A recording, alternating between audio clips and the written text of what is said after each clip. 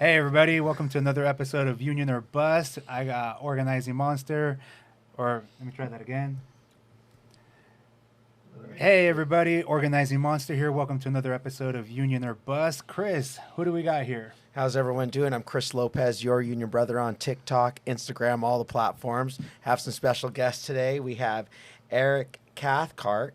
He's I'm going to say Professor Eric Cathcart, geologist for USD, correct? And we also have Ted Falk, and he's a history professor. Anyway, let's start with you, Ted. Tell us a little about yourself. I'm Ted Falk. I have been teaching at USD. I just finished my 5th year there.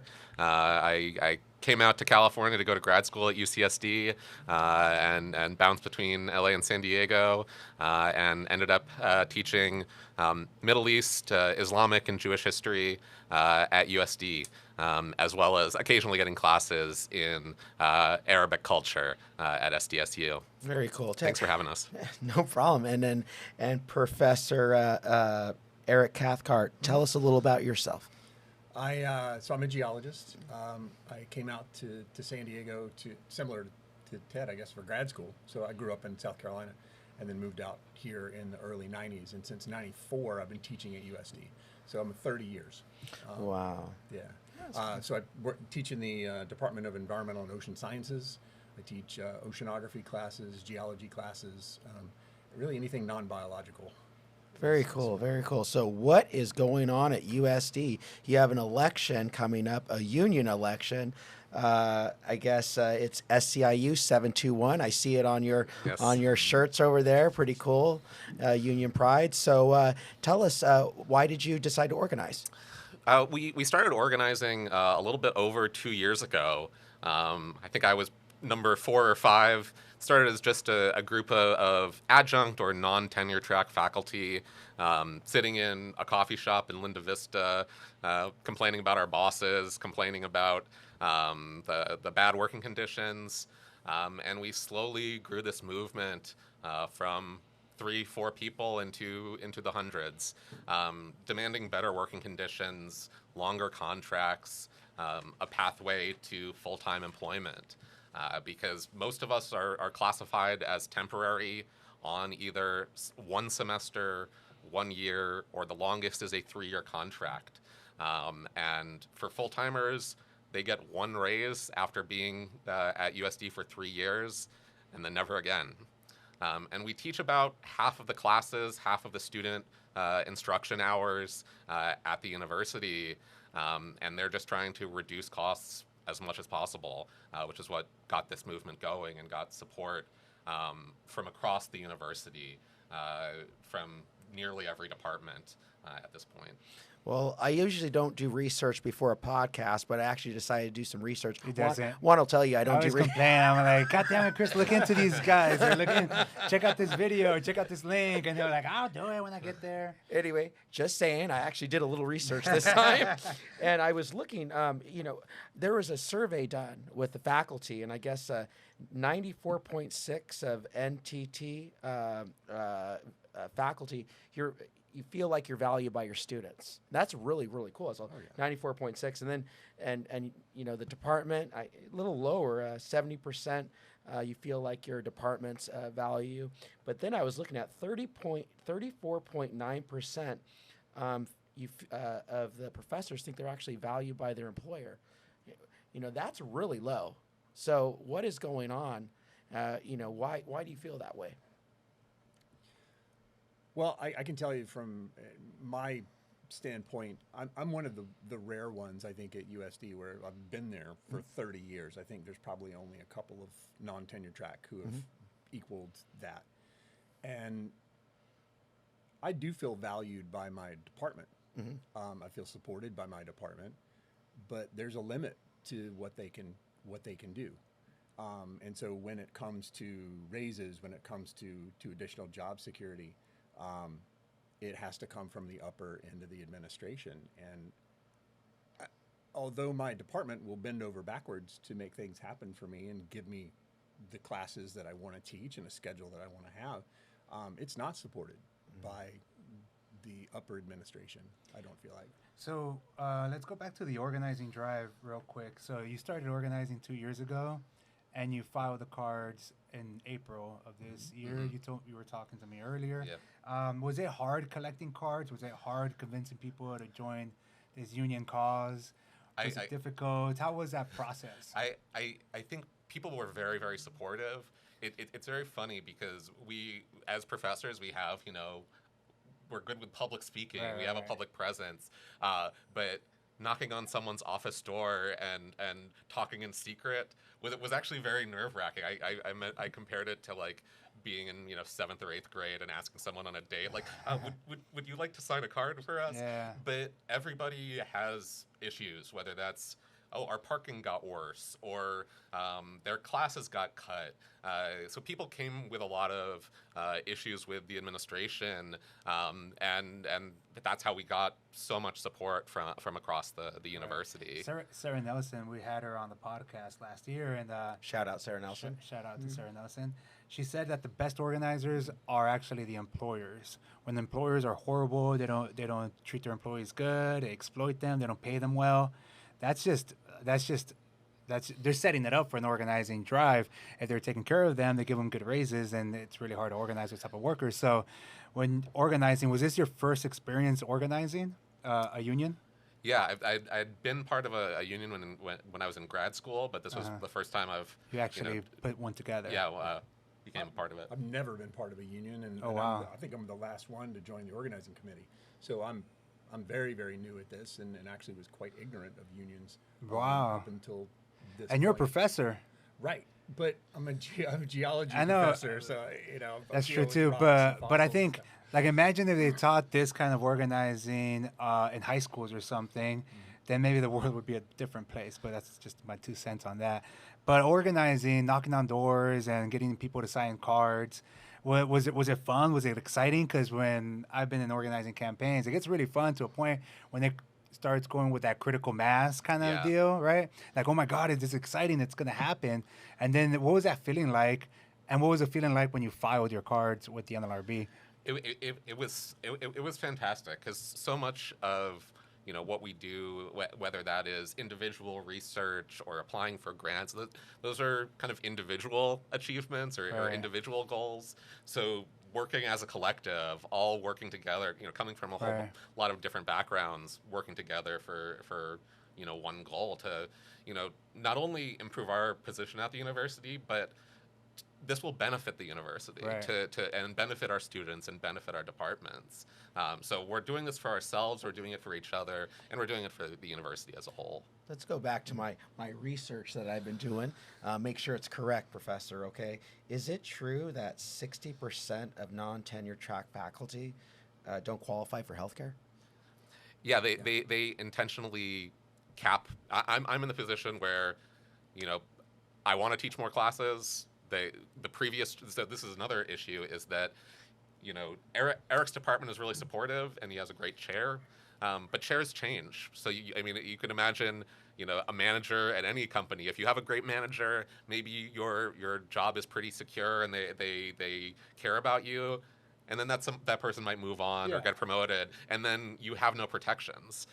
So when the chair of a department changes, they might play with their favorites, or they might be a company man, and so they kind of purposefully keep people teaching 4 classes a year. 8 classes a year is full time, but if you can divide it, you can basically hire 2 people half time, right? Not give them benefits, and then there's no health insurance, no retirement benefits, that sort of thing. An organizer friend of mine once told me that organizing necessarily, even if you like your boss or if you like where you're at or how things are going, maybe it's also to protect what you have now. Because things can change, like you said. A new boss can come in and change things up, but a union contract, that's a union contract. Nobody can break it, whether it's the workers or the company. So that's another reason why organizing is very important, to protect what you already have, too. But what are you guys asking for? We're currently doing kind of a survey of both supporters and, after we win the election, everybody who will be in the unit, what their priorities are. But generally what we heard was pay, benefits, and surprisingly parking, because they basically have moved most parking for non-tenure track faculty down the hill. So instead of being able to park at your work site, you have to park in a garage and wait for a shuttle for 15 minutes or a half hour, which, if many of us are working at multiple campuses, that can add 45 minutes or an hour to your workday.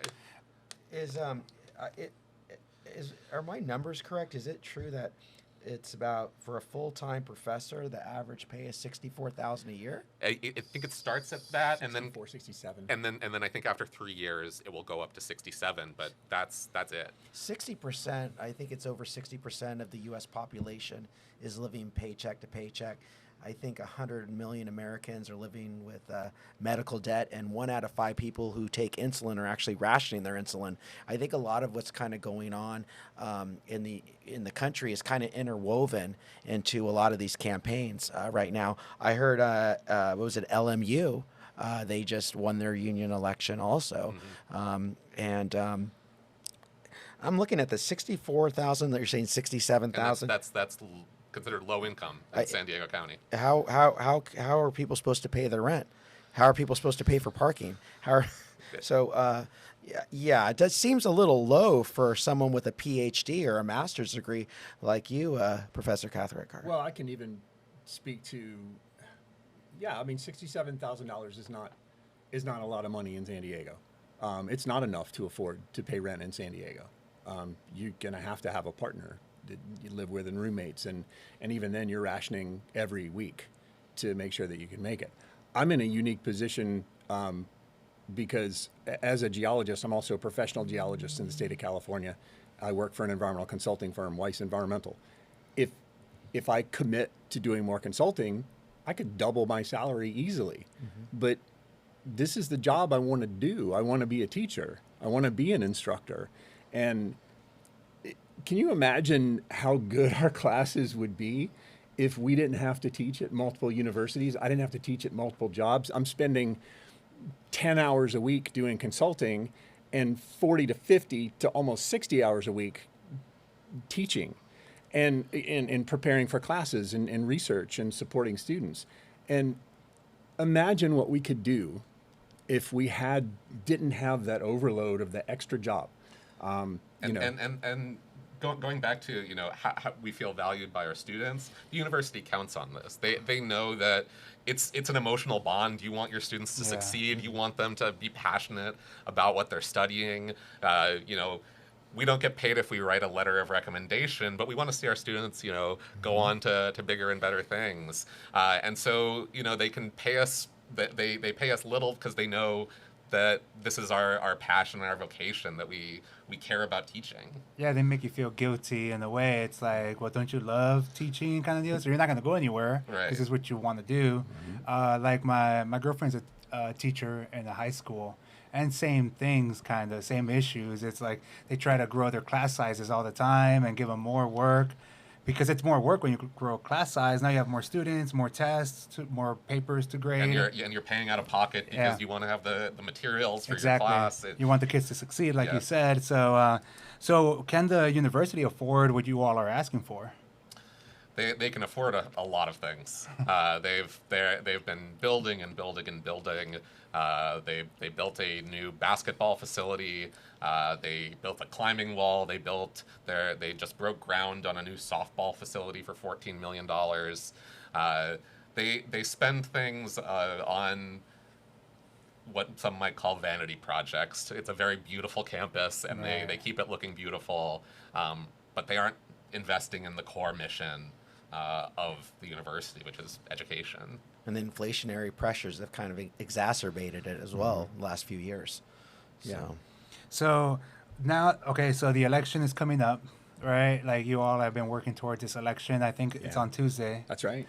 Tuesday the 18th. The 18th, and it's all a mail ballot, correct? Yes. And how's the count going to be? Is it going to be a Zoom count? It's going to be on Zoom. We're all getting together.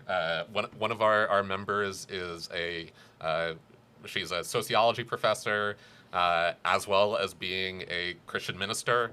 So she plugged into the kind of social justice church scene and got us a space in a church so we Oh, can watch sick. it all together.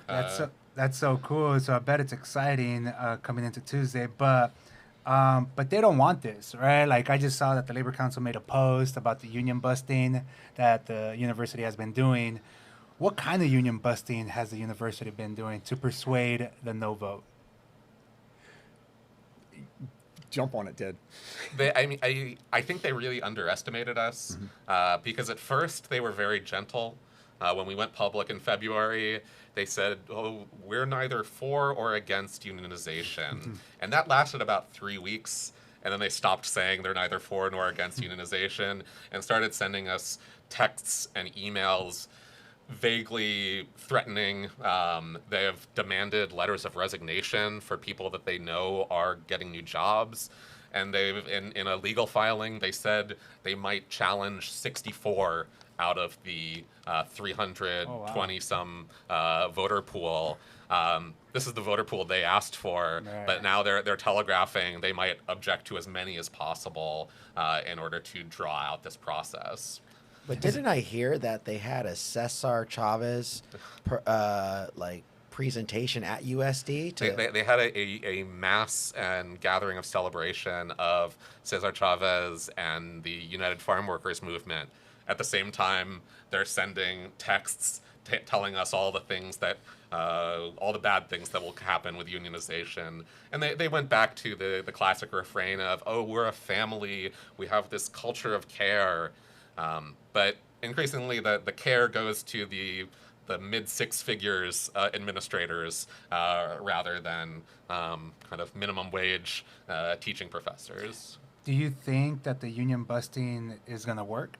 Do you think it might persuade some people to vote no? I think you said it best that the boss is the best organizer, that the more emails and texts they send, comparing us to Starbucks workers saying, oh, it took 3 years and Starbucks union workers don't have a contract. That actually had gotten more people to support the union, saying if they're fighting this so hard, it must be an important cause that I want to be a part of. Right. Like an example of that, during one of my campaigns with Encore, they're so disassociated from the working class, like management, the higher ups, that during 4th of July, they sent out like an email, "Hoorah, 4th of July, Independence Day. So show your independence, your American pride, and vote no on the union. Show them that you're independent." And then people read it. I read it because they sent it to me, and I was like, dude, how disconnected are they? Because I was also 2020, where all the George Floyd protests were going on. So people were really disconnected with the government. We're feeling down on the government. So by throwing out like a hoorah kind of messaging, it's not the time. Like they can't read the room kind of deal. So yeah, people would send that to me, and then they would tell me how ridiculous and disgusting that was, not being able to read the room. So it would make them even more angry. Yeah, and the president, President Harris, put out a statement, and he managed to make the whole thing about himself. How he was just disappointed, not in the professors, but in his own failure of leadership. It's like, my man, this isn't about you. This is about our working conditions. Crazy. On Rhino, one of the campaign that I lost 2 years ago, one of the managers literally had one of those meetings, and he said that he's like, "I feel like I failed you all. Like you guys are turning your back on me. Maybe I turned my back on you. Is there something that I can change, that I can do better? Like this is my fault." And yeah, it's not like, what the fuck? It's crazy how they make it just about themselves because they have that. That's the talking point. We're a family. I can't believe you're doing this to me, kind of deal. So they make you feel guilty. I thought. Yeah, and I went to graduation for the second time because some of my students were graduating. I think you did as well. And the president gave his speech about what it means to live a good life. But the way he started it was by saying, "Well, a few weeks ago, I was hiking in the Austrian Alps," and I'm like, "We live in different worlds, Mr. Harris." Right. No, I think it's ridiculous like that professors that have masters and PhDs have to live paycheck to paycheck. because I remember a few years ago, one of the community colleges passed an ordinance for their colleges allowing teachers to use the parking lot to sleep overnight. Because there are some professors or teachers that are homeless. Yeah. How ridiculous is that? I'm like, what the fuck? And you know, many of us have other professional jobs or other academic jobs, but one of our union members mentioned that after teaching, she drove as a Lyft driver, and she picked up one of her students. It's like there's something wrong with this picture. Yeah. Oh man, it's like I'm still pissed off looking at this. 64,000, 67,000. I mean, what the hell's going on over there? I mean, you know, I'm just well, that's probably one of the reasons there's a 34.9% value of your employer. I mean, at the end of the day, how can you value your employer if they don't give you enough to survive in San Diego? Yeah. Yeah, and I working in industry in addition to teaching in the educational realm, I have never had a job before where pay wasn't commensurate with experience. Mm-hmm. So I have 30 years of college level teaching experience, and somebody walks in off the street with a master's degree. Great. Teaches a good class. Awesome. But why do I get paid the same salary as them when I've been doing this for 30 years? Just doesn't make any sense to me. And it was striking when I got the second job at SDSU, union workplace. Yeah. And they said, oh, you've had a PhD since 2018. You've taught this many classes. And sure enough, that affected my pay, which is a lot better than at USD. They said, oh, you have this experience. Here's how we're going to calculate your pay based on Is that CFT? Yes. Yeah. Yeah. It's property rights. So I always talk, when I talk to my members, I say, your contract is property. You own it. It's in writing. You got that increase because when you came into that, you are part of that bargaining unit and you own it. And it's like, USD doesn't seem like they want you to own anything. They own the rights to anything. They want to dictate your benefits, your working conditions, and everything else. They want as many classes taught at the lowest cost possible. And they kind of see us as easily replaceable, that whether it's someone with 30 years or someone who, no offense to someone who just finished their MA, said, oh, we can replace this person and all their experience with a new grad, and for the same cost. That's really what they value. Wow. Yeah, because that's like the McDonald's, Walmart model of the corporate world that we're in right now. It's just everybody's a number and replaceable. Even though it's been proven that if you take care of your employees, you pay them well, you respect them, they're more rested at home because they should only have one job. They shouldn't have multiple jobs or rely on them unless you want them to. So you're more productive at work. You can produce more, and everybody's happier. But they don't care about that model anymore. Everybody's turn and burn. We just want to, okay, fine, then you're replaceable anyway, so what are we doing here? And we get told all of the things we can't do. So I've had a student take 5 classes with me over the past 3 years. Oh, cool. But I can't advise his senior thesis because I'm non-tenure track. So even if he wants to work with me, he can't.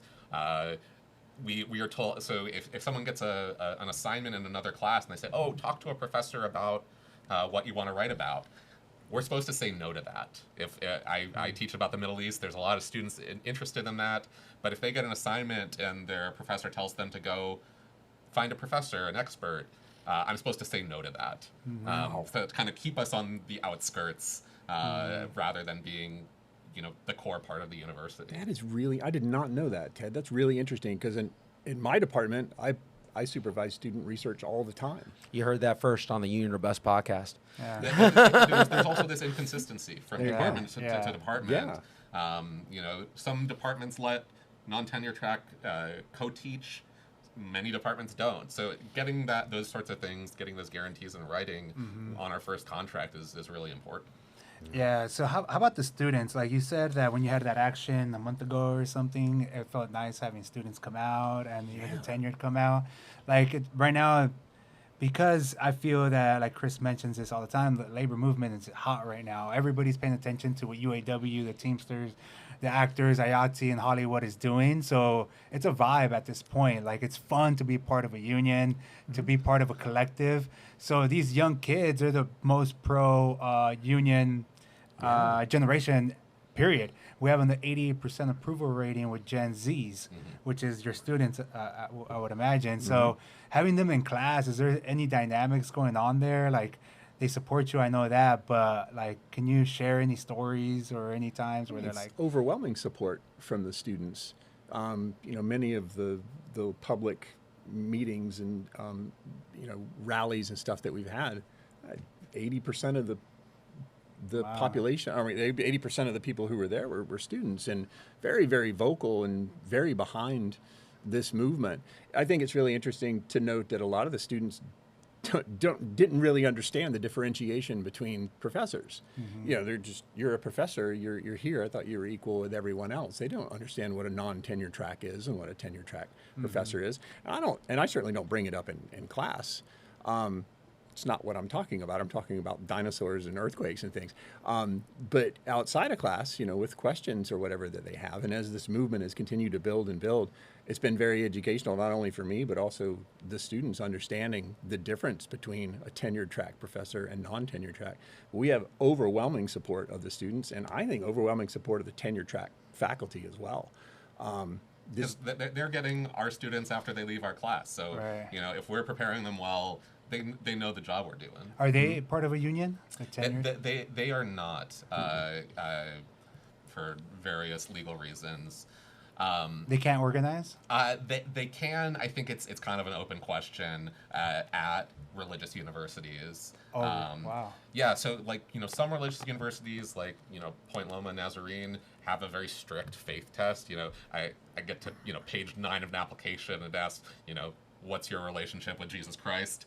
USD isn't really like that, but they are a Catholic university, and I think that partially informs our students too, that they might not know about the labor movement or unionization, but I do think a big part of their moral education is informed by Catholic social teaching, liberation theology, and so even if they don't know about unions, they have a core understanding of right and wrong, and they can spot it when they see it. Right, I think that's what's going on too. Like, I don't know where you stand with the Gaza-Israel situation, but some people just feel it in their gut sometimes, and they just feel something's wrong. And students are the prime demographic for this. That's why they're protesting at all the campuses. Look at UCSD. Even UAW is going on strike at UCSD campuses across the state. So I feel that if you have a good core values, the labor movement takes from some of these core values, and collectivism is working together for the betterment of everybody, not just for yourself. Understanding that concept, I think it's a natural thing, but I think growing up in the society that's all capitalism, I'm not against capitalism because we need it to serve. We need it. I'm gonna get shit for this one, but I think it doesn't teach that. It teaches independence. It teaches meritocracy, bootstraps, and all this stuff that you don't need to work together. If anything, push the next person next to you down so you can succeed. But that's not the reality of where we're at right now. Most people are living paycheck to paycheck, have medical debt. Most people are one medical bill away from bankruptcy. Homelessness is going ridiculous across the country. So I think people are catching on to all of that. We're seeing that we just love wars left and right. We have money, unlimited money for all of these wars. No matter where you stand, it's still money for war. But we don't have enough money to teach the next generation of kids and our economy. Yeah, and no matter what the industry is, the union wants the employer to be successful because it will benefit them. We want the university to be successful and fulfill its core mission. We're not. We don't think we're in a battle with the university because we are the university. Right. No, yeah, that's the whole point of this is like the more you better your working conditions and where you're at, you're helping the employer. You're making it a better employer. The employer that I keep talking about is Encore, and they're owned by Blackstone. They're AV technicians, people that do this kind of work in hotels. Most of the major hotels are in San Diego.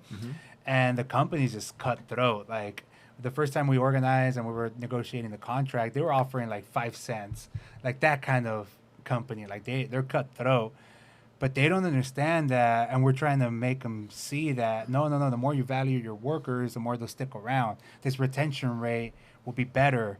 Right now, like when we organized 2 years ago, 80% of them are gone because it's just turn and burn. They're off to a new chapter in their life because it's not sustainable. That the way that they're running the company is the retention rate similar in your situation. Like, is it hard to keep professors around? Are professors moving on because the pay's not there? Many do. And I can speak to my department. You know, there was another a professor of African American history who like me, wanted to teach more classes. There was demand for his classes. He was well liked, but they were saying, no, you're going to be stuck at half time because that's cheaper. So he moved on to a different academic position. That said, there are people who've been non-tenure track for 30 years, 19 years. So you know, a lot of people, especially those of us with outside employment or a spouse or significant other with good health insurance and a good employer, those are typically the folks who stick around. And I think a lot have been there between 6 and 11 years. I might have the data here somewhere. That sounds about right. I think it's yeah. very department dependent. Because I know in my department, there's three or four of us that are on multi-year contracts, which is very rare, from what I'm understanding. And I've been sort of housed in this, area where I haven't been in touch with the rest of the university. So yeah, some departments take care of their non-tenure track and try to make them at least benefits based to qualify for health insurance or full time. But other departments aren't proactive and are happy dividing and ruling and keeping people at minimum wage. Is there like like if you're there 2 years or 3 years or 4 years, is there I was looking at 60% of non-tenure track don't have health care. But what if you're there like 10 years? Isn't there like isn't it correct? It's the number of units that you teach per semester. You have to basically teach 5 classes a year. So it's like if you're full-time, basically. Yeah, well, that is only 60% time, but that qualifies you for health benefits. So yeah, they basically really during the pandemic, they're ironic that they're trying to cut costs because enrollment went down. So we need to divide a full-time job into 2 jobs that are half-time to save money. And one of our really when we grew from, let's say, 20 people to like 100 people, was they gave a bonus in 2022, I believe, and it was $2,500. But they only gave that to full-time and tenure track employees. So those of us who aren't full-time and even people who are full-time but technically temporary didn't get the bonus. Pissed everybody off. Yeah. I mean, the boss is the best organizer. Yeah. And I think we're an ideologically pretty diverse group. There's a former Republican candidate for a school board position who's enthusiastically pro-union. Wow. Because they know the job, they know what they get paid, and they know the benefits they are denied. Yeah. Damn. Wow. Now I'm telling you, this is exciting though. Like professors organizing. This is the first time you all organize at USD and then LSU, or what was the other? LMU, Loyola Marymount. And they won with like a 90-something%, I think. I think it was high 80s, something like that. Yeah. Wow. That must have also kind of like motivated you all even more. Like, oh my God, if they can do it, we can do it. Yeah. And that's what the university doesn't want. Like, they don't want these snowball effects. They don't want these domino effects. And during our campaign, we actually met with other faculty unions that have organized, mostly with SEIU, Santa Clara, Georgetown, and Fordham, all Catholic universities that have successfully unionized in the past 4 or 5 years. Right, and then when they won contracts did they win good contracts? And Yeah, and that helped our campaign. Exactly. That they could say, hey, these are our peer institutions, Right. and they got a 34% raise. They got a pathway to full-time status. Right. So this is kind of the model we're emulating. Yeah, that's really good way of organizing, is using what your lane, basically. They're using Starbucks example, but no, how about you use those schools that actually did organize, that are the same as us? How come you don't use those examples? Yeah. Kind of deal. Of course, they're not going to do that, but Yeah. Well, I mean, I'm just still looking at all this stuff, and our podcast is dedicated to the labor movement, but kitchen table economics. We always say the main thing is to keep the main thing, and people can't pay their rent right now. The cost of living in San Diego, I think it surpassed San Francisco, Yeah. if I'm not mistaken, and this is not enough. No, it's not enough. And we've had, I can speak to at least 2 or 3 examples in the last 5 years of folks that have come and worked in my department that had to leave because they just couldn't afford to live here anymore. Wow. And there were folks that interviewed for a full-time position with benefits, moved to San Diego, taught here for 2 or possibly 3 years, and then I can't live here anymore. I just can't make it. There's not enough money. And there was no negotiation for increased salary. There was an attempt for a negotiation for increased salary, but nothing was ever done with it. I did hear an administrator walking away from our rally say, what are these adjuncts complaining about? Why don't they just move down to TJ for cheaper housing and commute? Like that's their solution to the low pay. It's like, you should move to a foreign country Right. and wait at the border every day to work here. it's crazy how easily we become or it's not us, because we're pro-union and we believe in one job should be enough. But some people, like, if you don't like it, then why don't you move away? But it doesn't fix the problem. Like, what? So these jobs that that don't pay enough should still exist. So we need poor people. That's what we need in this economy. And in order for this economy to move forward, we need poor people. That's what they're saying. Like, people don't deserve to be able to pay the rent, send their kids to college, be able to buy a home eventually. Right now, to buy a home, you have to make at least 120 grand a year here in San Diego. Nobody makes that. I just did that training that I was mentioning earlier. 50% of jobs in the U.S. are paying $32,000 a year. Like, that doesn't. I don't even know what that means. If I made that money, yeah, of course I'd have 2 or 3 jobs and then be so stressed and always angry, and then your life at home is stressful, and no wonder divorce rates are so high, because everybody's stressed. Nobody has time to actually be happy anymore. They don't want us to be happy. They want us to always be stressed, but really dependent on these jobs, because if we miss one paycheck, we can become homeless like that. So I think it's great, though, that all this excitement is happening and you all are organizing and you have your election on Tuesday. Is there anything that you want our viewers? Our viewers are very pro-union, of course, and they're from all over the country and Japan and Germany. So we started meeting people in different places of the country and the world, which is that's the beauty of the internet, that it builds a solid international solidarity. That's what Sarah Nelson was talking about too at our podcast. She says we need to build international solidarity. Like, we need to build solidarity within our unions, within the labor movement, but also with other workers in other countries, because these corporations have international solidarity. They're like, fine, then we'll just take these jobs to China and we'll pay them nothing and we'll get the job done and make profit still. So any last words, or do you have anything else, Chris? I was just going to say, we're talking about all this and about, starvation wages, but 3 people in this country have 50% of all the wealth. 3 billionaires. Talking about Bill Gates, you're talking about Elon Musk and Jeff Bezos. So that's a consequence of what's really going on. And I think a lot of what's going on, I said it earlier in the podcast, is interwoven into your campaign.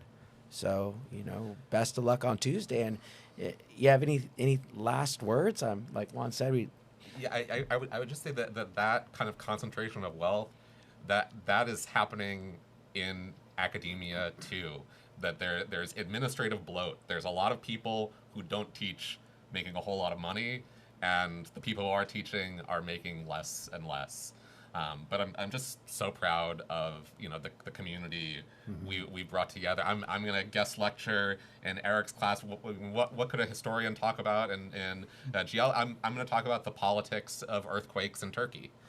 So these kind of we've made these connections outside of our department, and that will benefit the university too. Through the organizing campaign, you mean? Yeah, because usually you just know your department, and because of this, I now know people in chemistry and That's so environmental science and sociology, and we've made these kind of lateral connections. So we're not separated. We are in this together. No, what's the first thought? Is we have this thought of we're getting together, we're trying to form a union to get, in one sense, better pay.